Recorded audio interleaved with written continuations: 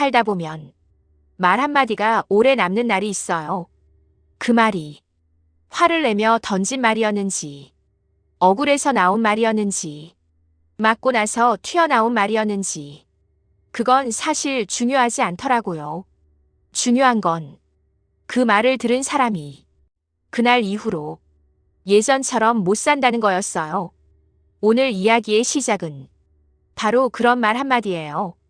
아빠는 왜 제 인생만, 오빠들한텐 관심도 없잖아요. 이 말이 41회를 완전히 바꿔놨어요. 이번 회차는요. 소리 큰 사건이 없었어요. 폭로도 없고, 체포도 없고, 진실이 다 밝혀지는 것도 아니었죠. 그런데 이상하게 제일 무섭게 느껴졌어요.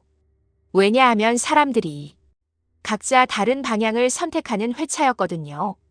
은호는 사망신고라는 종이를 손에 쥐고 더 이상 도망치지 않기로 했어요. 영란은 뺨을 맞고도 울지 않고 한마디를 남기고 나갔고요.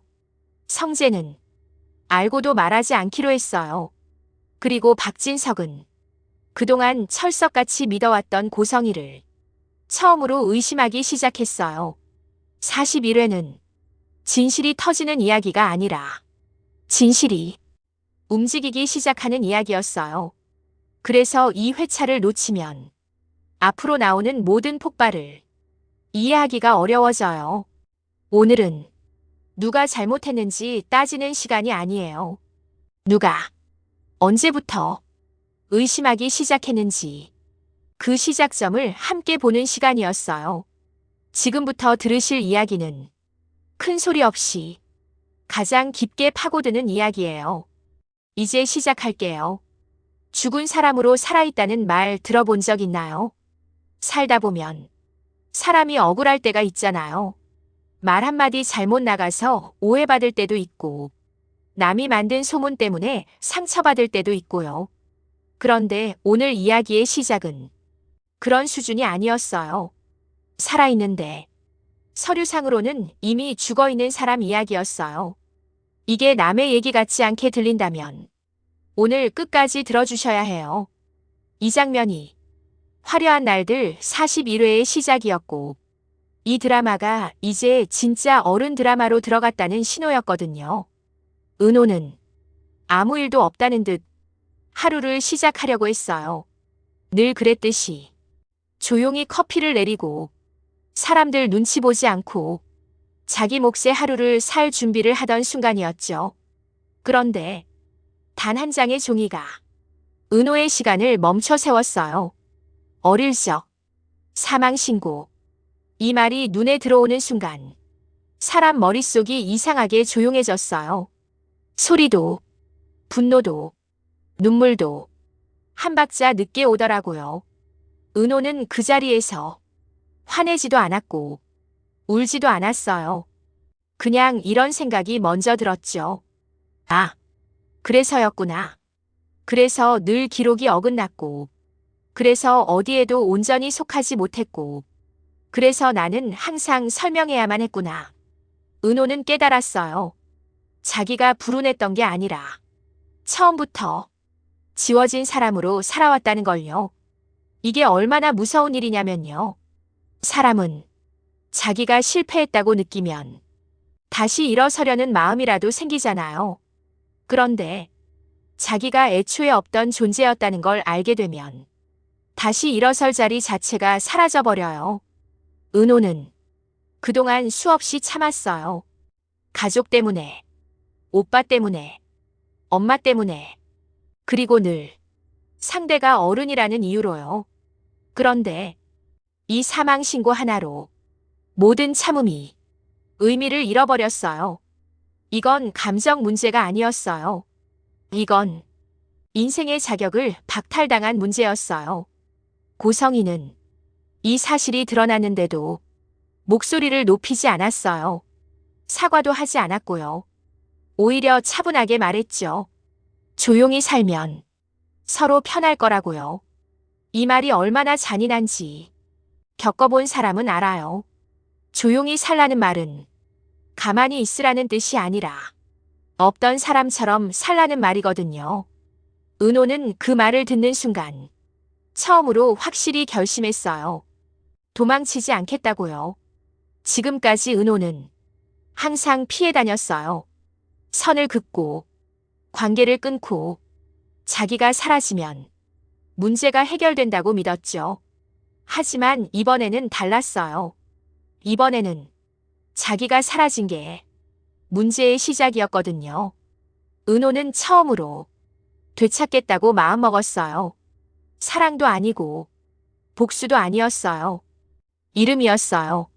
내가 살아있다는 사실. 내가 여기에 있다는 기록. 그걸 되찾겠다고 말없이 결심했어요. 이 순간이 중요한 이유가 있어요. 여기서부터 은호는 착한 인물이 아니게 되거든요. 참고, 견디고, 이해해주던 사람이 아니라 이제는 확인하고, 증명하고, 파헤치려는 사람이 돼요. 화려한 날들 41회는 그래서 사건이 터지는 회차가 아니었어요. 사람이 바뀌는 회차였어요. 그리고 사람이 바뀌면 주변 인생은 가만히 있지 않더라고요. 이제부터는 누가 누구를 속였는지의 문제가 아니라 누가 누구의 인생을 설계했는지의 이야기로 들어가요. 이 장면을 듣고 나면 이런 생각이 드실 거예요. 이건 드라마가 아니라 진짜로 있었던 일 같다고요. 실제로요. 서류 하나 때문에 인생이 흔들리는 경우 현실에도 꽤 많거든요. 이제 은호가 가만히 있지 않겠다는 사실을 아직 모르는 사람들이 있어요. 그리고 그 사람들이 다음 장면에서 조금씩 불안해지기 시작했어요. 숨겨놓은 사람은 결국 숨 쉬는 소리로 들킨다. 은호가 사망 신고 서류를 보고 결심을 굳힌 그날 밤, 이 집안에서는 아무도 모르는 비밀이 하나 더 움직이고 있었어요. 한우진, 은호의 쌍둥이 오빠이자 영나의 둘째 오빠였죠. 그 우진이 이미 병원에서 퇴원해서 고성이가 모르는 곳에 숨어 지내고 있다는 사실. 이게 얼마나 위험한 판인지 감이 오시죠? 이건 그냥 가출이 아니었어요. 우진은 도망친 게 아니라 숨겨진 거였어요. 그리고 그걸 숨겨둔 사람은 은호였고요. 은호는 우진에게 이렇게 말했을 것 같아요. 지금은 살아야 해. 살아야 다음이 있어. 말은 쉽죠. 그런데 누군가를 숨긴다는 건 내가 그 사람의 세상이 된다는 뜻이더라고요. 밥을 먹었는지, 약을 먹었는지, 어디로 이동했는지, 누가 봤는지, 한 번이라도 흔적이 남았는지, 이걸 다 은호가 짊어진 거예요. 그래서 은호가 사망 신고 서류를 보고 폭발할 수밖에 없었던 이유가 여기에도 있었어요. 나는 나 하나 지키기도 힘든데 오빠까지 지키고 있었구나. 그런데 그 오빠를 지켜야 하는 이유가 단순한 가족애가 아니라 고성이의 계획을 끊기 위한 생존이었구나. 이게 은호 인생이었어요. 사람들이 은호를 보면서 왜 저렇게 벽을 치냐? 왜 저렇게 선을 긋냐? 이렇게 말할 수 있죠. 그런데 이 정도 무게를 들고 있으면요. 벽을 치는 게 아니라 벽이 되어버려요. 그런데 우진을 숨기는 이 작전이 은호 혼자만의 비밀로 끝나지 않았어요. 영나가 끼어들기 시작했거든요. 영나는 40회부터 이미 흔들리고 있었어요. 엄마가 뭔가 숨기고 있다는 걸 알았고 우진의 병과 간 이식까지 목격했는데도 그동안은 확인만 하고 멈췄죠. 왜냐하면 확인하는 것과 폭로하는 건 다르니까요. 확인하면 내 마음만 아프고 끝나는데 폭로하면 가족이 깨져요. 그런데 41회에서는 영나가 더 이상 멈출 수가 없었어요. 영나는 이제 우진이 단순히 병약한 오빠가 아니라는 걸 알게 돼요. 우진의 삶이 박진석의 규칙으로 길들여진 게 아니라 고성희의 계획 안에서 만들어졌다는 것. 이 차이가 컸어요. 박진석의 규칙은 체면과 권위의 문제라면 고성희의 계획은 사람을 도구로 쓰는 문제였거든요. 후계자를 만들기 위해 건강을 숨기고 유학이라고 속이고 양평 별장에 숨겨두고 간이식이 필요해지자 버린 친딸에게 접근하고 이건 사람을 사람으로 보는 방식이 아니었어요. 영란은 그제야 깨달았죠. 우리 집안이 무서운 게 아니라 우리 엄마가 무서운 거였구나. 그래서 영란은 선택했어요. 나는 더 이상 내 삶도 오빠의 삶도 엄마 계획표 위에 놓지 않겠다고요. 그 첫 행동이 작업실이었어요. 본격적으로 웹툰을 쓰는 거였죠. 어른들은 가끔 이렇게 말하죠. 그림 그리는 게 밥 먹여주냐? 그런데 진짜 무서운 건 밥 먹여주냐가 아니었어요. 밥을 누구 손으로 먹느냐가 무서웠어요. 영나가 계약을 자기 이름으로 하겠다고 나서는 건 돈을 벌겠다는 말이기도 하지만 더 정확히는 내 인생 서류에 내 이름을 내가 쓰겠다는 말이었어요. 은호가 사망신고로 이름을 빼앗긴 사람이었다면 영나는 이제 이름을 지키겠다고 선언하는 사람이었죠. 여기서 두 사람이 닮아 보여요. 은호는 지워졌고 영나는 지워지기 직전이었거든요. 그래서 영나가 은호에게 던졌던 질문이 다시 떠오르죠. 부모를 이기고 쓸 수 있을까요? 이 질문은 사실 웹툰 질문이 아니었어요. 살아도 될까요? 그 질문이었어요. 영나는 집을 나와서 지환과 함께 웹툰 작업을 하면서 처음으로 숨이 트였어요. 그런데 숨이 트는 순간 누군가가 숨을 막으러 오더라고요. 그게 바로 다음 장면이었어요. 영나의 작업실로 박진석이 찾아오죠. 아버지가 올 때 대부분 좋은 일은 없더라고요. 좋은 일은 보통 문자로 오고 나쁜 일은 직접 와요. 그리고 나쁜 일은 발소리가 커요.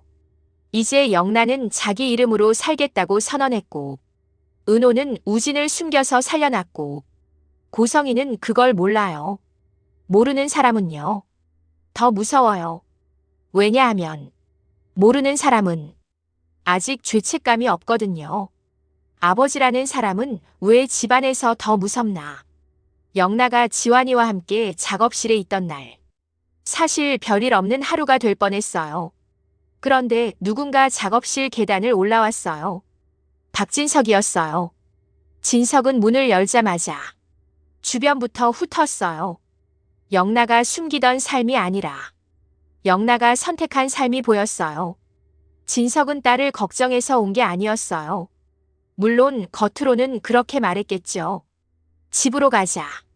이 한마디는 따뜻한 귀가 권유가 아니라 명령이었어요. 영나는 말했어요. 여기 제 작업실이에요. 진석은 그 말이 듣기 싫었어요. 아버지들이 싫어하는 말이 뭔지 아세요? 제가 할게요. 제가 정할게요. 이 말이에요.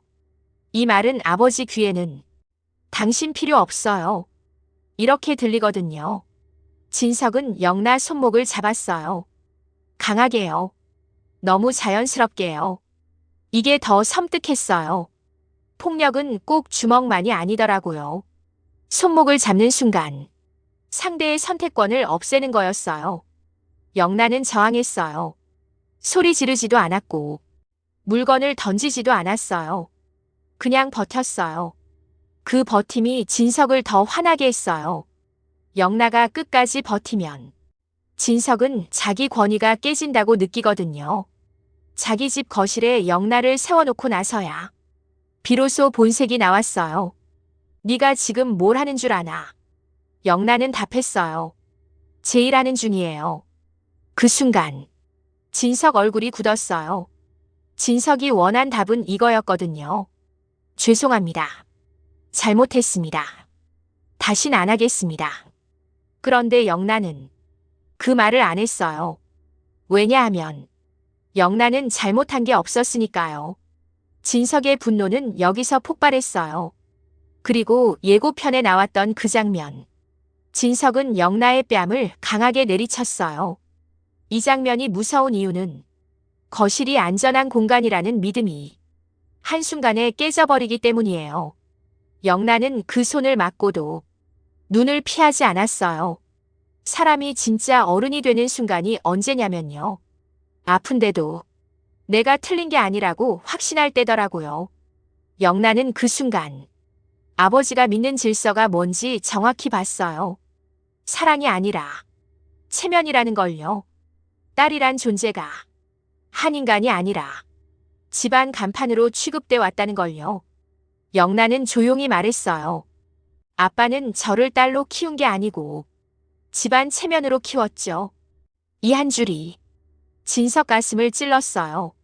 진석은 자기가 나쁜 아빠라고 생각하지 않아요. 돈도 줬고 교육도 시켰고 보호도 했다고 믿었죠. 그런데 그 보호라는 게 사실은 문을 잠그는 방식일 때가 많아요. 영란은 그 잠금 장치를 처음으로 눈앞에서 부쉈어요. 저 이제 안 돌아가요. 이 말이 나오는 순간 이 집은 예전으로 못 가요. 폭력이 한번 터지면요. 사과로 덮어도 공기가 달라지거든요. 그리고 더 중요한 게 있어요. 진석의 이 손찌검이 영란을 잠재우는 게 아니라 영란을 깨운다는 거였어요. 내가 입 다물면 계속 이렇게 된다. 이 생각이 들면 사람은 결국 입을 열게 돼요. 영란가 입을 여는 순간 고성희의 거짓도 함께 흔들리기 시작했어요. 진석은 아직 몰라요. 자기가 때린 건 딸의 뺨이 아니라 가족의 비밀을 막던 마지막 벽이었다는 걸요. 이제 머릿속에 이런 질문이 생기죠. 영란은 이 집에서 어떻게 빠져나올까? 성재는 진석이 영란의 뺨을 때리는 순간에 거실 문 앞에서 이 장면을 보고 있었어요. 아버지는 엄격하긴 했어도 한 번도 자식들을 때리신 적이 없었거든요. 아버지의 모습에 놀라기도 했지만 뺨을 맞은 영란가 걱정됐어요. 성재는 진석을 말리며 영란을 집 밖으로 데리고 나왔어요. 영란은 생각했어요. 큰 오빠가 내가 알고 있는 사실을 알게 된다면 어떻게 할까? 성재는 이 사실을 알면 어떤 선택을 할까? 성재는 원래 부드러운 편이었죠. 재벌가 장남이지만 사람을 함부로 대하는 타입은 아니었고요. 그래서 수빈을 좋아할 때도 조건부터 보지 않았고 마음을 먼저 봤어요. 그런데 성재는 한 가지를 누구보다 잘 알고 있었어요. 집안이 마음먹으면 사람 인생을 정리할 수 있다는 걸요. 본인이 첫 결혼해서 당했으니까요. 그래서 성재는 가족 안에서 폭풍이 불면 제일 먼저 이렇게 생각했어요. 누가 올냐가 아니라 누가 먼저 무너지냐라고요. 그리고 지금 무너질 가능성이 제일 큰 사람은 고성희가 아니라 박진석이었어요. 진석은 거짓말을 싫어해요. 싫어하는 수준이 아니라 증오한다고 봐야 해요. 속인 사람을 용서 못하고 속은 자신을 더 용서 못하거든요. 그런데 성재는 이미 알고 있었어요. 어머니 고성희가 거짓으로 살아왔다는 사실을요. 우진이 미국 유학 중이라는 말이 거짓이었다는 것. 실제로는 건강 문제로 양평 별장에 숨겨졌다는 것. 우진에게 쌍둥이 여동생이 있었다는 걸 숨겼다는 것.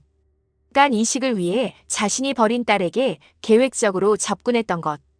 이런 이야기들은요. 하나만 나와도 큰일인데 지금 이 상황은 거짓말이 줄줄이 엮여있는 상황이죠. 성재는 여기서 사람들이 흔히 하는 오해를 하지 않았어요. 성재는 어머니를 지키고 싶어서 고민하는 게 아니었어요. 성재는 어머니를 옹호할 마음이 없었어요. 왜냐하면 성재에게 고성희는 엄마라기보다 집안의 운영자였던 시간이 더 길었거든요. 성재가 고민한 건 이거였어요. 이 비밀이 터지면 진석이 폭발한다. 그 폭발은 가족을 다 쓸어버린다. 그럼 내가 뭘 할 수 있지? 성재는 선택했어요. 진석에게 말하지 않는다. 비겁해 보일 수 있죠. 그런데 성재 입장에서는 지금 말하는 순간 진석이 바로 전쟁을 시작할 걸 알고 있었어요. 그 전쟁은 대화로 끝나는 게 아니었어요. 사람을 잘라내고, 회사에서 쫓아내고, 호적에서 지우고, 관계를 끝내는 방식으로 가요. 성재는 그걸 막고 싶었던 거예요. 진실을 숨겨서 어머니를 살리려는 게 아니라 진실의 폭발로 진석이 무너지는 걸 막고 싶었던 거죠. 그래서 성재는 다른 방법을 찾기 시작했어요. 여기서부터 성재는 드라마에서 제일 현실적인 선택을 하는 인물이 돼요. 사람이 위기에 몰리면 딱 두 종류로 나뉘잖아요. 바로 들이받는 사람, 출구를 만드는 사람. 성재는 출구를 만드는 쪽이었어요. 그 출구가 뭔지는 41회에서는 아직 확실히 보여주지 않았어요. 대신 힌트를 던졌죠. 성재가 조용히 움직이고, 사람을 만나러 가고, 기록을 확인하고, 전화 한 통을 오래 쥐고 있다가 끊고, 이런 장면들이 나오면 시청자는 감이 와요. 아, 성재가 뭔가 숨기고 있구나. 그런데 그 숨김이 고성의 편이라서가 아니라 진석의 폭발을 늦추려는 숨김이라는 걸 알아차리면 이 집안이 더 무섭게 보이기 시작해요. 이 대목에서 시니어 시청자들이 공감하는 포인트가 하나 있어요. 집안에서 아버지가 진실을 알면 진짜 큰일 나는 집이 있거든요. 아버지가 화를 내서 큰일이 아니라 아버지가 결론을 내리면 큰일이에요. 진석 같은 사람은요. 결론을 내리면 절대로 되돌리지 않아요. 그래서 성재는 진석의 결론이 내려지기 전에 다른 길을 열어보려고 했어요. 그런데 문제는요. 비밀은 한 사람 손으로만 못 막는다는 거예요. 영나가 입을 열기 시작했고, 은호는 이미 싸움을 결심했고, 우진은 숨겨져 있고, 진석은 곧 의심의 단초를 잡게 돼요. 성재가 아무리 출구를 만들어도 문이 여러 개 동시에 열리면 결국 들통날 수밖에 없어요. 한편 지혁은 요즘 집에 들어갈 때마다 현관 앞에서 잠깐 멈췄어요. 괜히 신발끈을 만지고, 괜히 휴대폰을 한 번 더 확인하고, 괜히 숨을 한 번 고르고요. 왜 그러냐면요. 집이 편해야 들어가는데 지혁에게 집은 요즘 제일 무거운 곳이었거든요. 38회에서 무릎 꿇고 아버지에게 잘못했다고 말했죠. 그런데 사람이라는 게요. 한번 잘못했다고 말한다고 세상이 바로 풀리지는 않더라고요. 특히 이상철 같은 아버지는 더 그래요. 상철은 자존심이 강한 사람이 아니었어요. 자존심이 전부인 사람이었어요. 그 자존심 하나로 33년을 버텼고, 그 자존심 하나로 가족을 지켰고, 그 자존심 하나로 아들들을 키웠어요. 그런데 그 자존심이 결혼식 파혼 사건에서 완전히 박살이 났죠. 하늘건설 쪽에서 2천만 원 실비 보상이라는 걸 들이밀던 장면. 그때 상철 얼굴에서 뭔가가 꺼져버렸어요. 돈이 싫은 게 아니었어요. 돈으로 정리하려는 태도가 자기를 사람으로 안 보고 피해 처리 대상으로 보는 것 같아서 그게 더 아팠던 거예요. 상철은 그걸 말로는 안 해요. 말 대신 등을 보여요. 요즘 상철이 하는 게 그거였어요. 지방까지 원서를 돌렸어요. 전기기능사 자격증을 땄고 다시 취업할 곳을 찾고 아무도 자신을 모르는 곳에서 처음부터 다시 시작하려고 했죠. 이게 상철식 복수였어요. 세상에 지지 않겠다는 복수요. 그리고 그걸 본 지혁은 알았어요. 아버지는 아들의 사과를 듣고 싶었던 게 아니라 아들이 아버지 인생을 바꾸지 않길 바랐던 거였구나. 지혁이 늦게 깨닫는 게 항상 이거였어요. 그래서 이번에는 지혁이 사과를 더 하지 않았어요. 그냥 행동을 준비했어요. 지혁이 생각한 묘수는 딱 하나였어요. 아버지가 자존심을 덜 다칠 방식으로 아버지에게 길을 만들어주는 거요. 여기서 지혁은 머리가 좋았어요. 사람은 자존심이 상하면 도망가는데 자존심이 지켜지면 움직이거든요. 상철이 원서를 돌린 이유는 돈이 없어서만이 아니었어요. 아들이 준 길은 싫어서였어요. 그러니까 지혁은 아들이 주는 길이 아니라 아버지가 스스로 찾은 길처럼 보이게 만들어야 했어요. 지혁은 아마 이렇게 움직일 거예요. 누가 봐도 공정한 채용처럼 보이게 서류를 넣고 면접을 잡고 그 과정에서 아버지가 잘해 보이게 만들고요. 혹시라도 들키면 아버지가 화내고 거절할 걸 알면서도 일단 문을 열어두는 거예요. 이게 지혁이 처음으로 아버지 감정을 읽고 쓰는 방식이었어요. 그런데 여기서 끝이 아니었죠. 지혁은 요즘 아버지 문제만 보는 게 아니었어요. 은호도 봤어요. 지혁은 39회 버스 정류장 사건 이후로 한 가지를 알게 됐죠. 은호가 아버지를 알고 있었다는 거요. 그리고 그걸 자기는 몰랐다는 거요. 이 사실이 지혁을 더 미치게 했어요. 사람은 사랑을 잃는 것도 아픈데요. 사랑이 자기 가족과 이미 연결돼 있었다는 걸 나만 몰랐다는 건 더 아프거든요. 지혁은 그래서 은호에게 다가가고 싶었어요. 그런데 동시에 겁도 났어요. 은호가 이미 자기 가족 안쪽까지 들어와 있었고 자기는 그걸 몰랐고 그 사이에 서서 은호가 상처를 다 받아냈다는 걸 생각하면요. 지혁은 자기 사랑이 너무 늦었다는 걸 알아버린 거예요. 그래서 지혁의 행동은 사랑 고백이 아니라 생활로 시작돼요.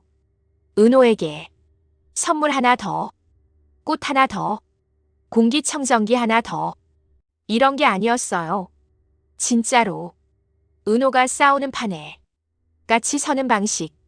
이게 41회부터 지혁이 해야 할 일이었어요. 그런데 지혁은 아직 몰라요.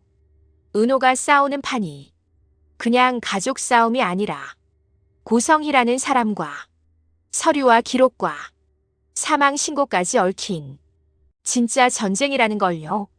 지혁은 지금 아버지 취업 문제만 풀면 집안이 좀 안정될 거라고 생각할지 몰라요. 그런데 드라마는 그렇게 착하지 않아요. 아버지가 취업한다고 고성의 비밀이 사라지지는 않거든요. 사랑이 해결한다고 사망 신고가 지워지지도 않고요. 그래서 지역의 묘수는 좋은 시작이긴 했지만 충분한 해결은 아니었어요. 그리고 다음 장면에서 제일 빠르게 움직이는 사람은 박진석이었어요. 지금까지는 믿었는데 이제는 의심하게 되는 순간, 그 순간이 시작됩니다. 영나의 뺨을 때린 그날 저녁 진석은 거실에 혼자 남아 있었어요. 소파에 앉지도 못했고 서 있지도 못했고요. 그냥 한 번 더 숨을 고르는 자세였어요. 집안이 이렇게 조용한 날은 되게 좋은 날이 아니더라고요. 영나는 뺨을 맞고도 울지 않았어요. 소리를 지르지도 않았고 물건을 던지지도 않았어요. 대신 나가기 직전에 딱 한마디를 던졌죠. 아빠는 왜 제 인생만 가지고 그래요? 오빠들한텐 관심도 없잖아요. 진석은 그 말이 걸렸어요. 영나는 왜 오빠들이라고 했을까? 성재는 그렇다 쳐도 우진에게 무슨 문제라도 있나? 이 생각이 들기 시작했어요. 진석은 고성이가 있는 침실로 들어갔어요. 그리고 물었죠. 우진이는 미국 유학 잘하고 있냐고요. 성희는 잠깐 멈칫했어요. 그리고 공부 열심히 하고 있다고 말했어요. 그때 진석은 더 확신했어요. 아무래도 집안 돌아가는 게 내가 모르는 무언가가 있는 것 같다고요. 진석이 그동안 확실하다고 믿어온 모든 전제가 그 한마디로 흔들리기 시작했어요. 미국 유학. 그건 진석이 직접 확인한 사실이 아니었어요. 고성희에게서 들은 말이었고 그 말을 의심해 본 적이 없었죠. 왜냐하면 진석은 가정을 잘 돌본다고 믿는 사람을 의심하지 않는 사람이었거든요. 그런데 딸이 맞고 뛰쳐나가면서 던진 말 한 줄.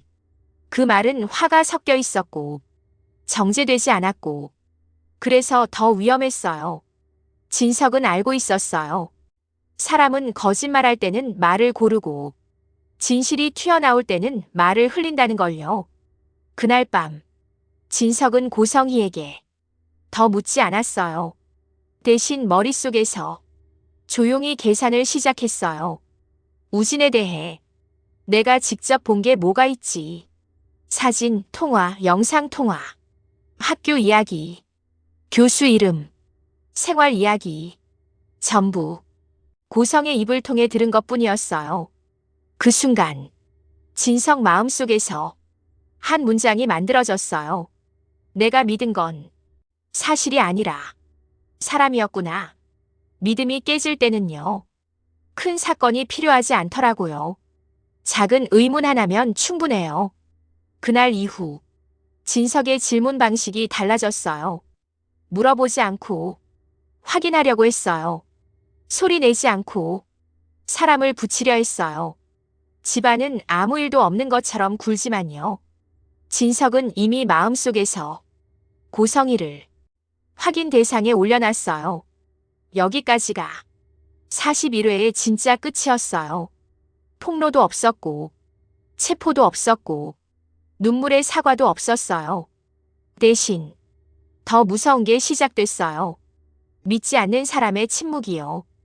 은호는 기록을 되찾을 준비를 마쳤고, 영란은 맞고 나서도 입을 다물지 않겠다는 사람이 됐고, 성재는 말하지 않는 쪽을 선택했고, 그리고 진석은 처음으로 의심하는 사람이 됐어요. 이 드라마는 여기서부터 누가 더 오래 숨기느냐의 싸움이 아니에요. 누가 먼저 확인당하느냐의 싸움으로 들어가요. 지워진 이름은 이제 되돌아올 준비를 하고 있어요. 이 영상이 마음에 드셨다면 구독과 좋아요 부탁드릴게요.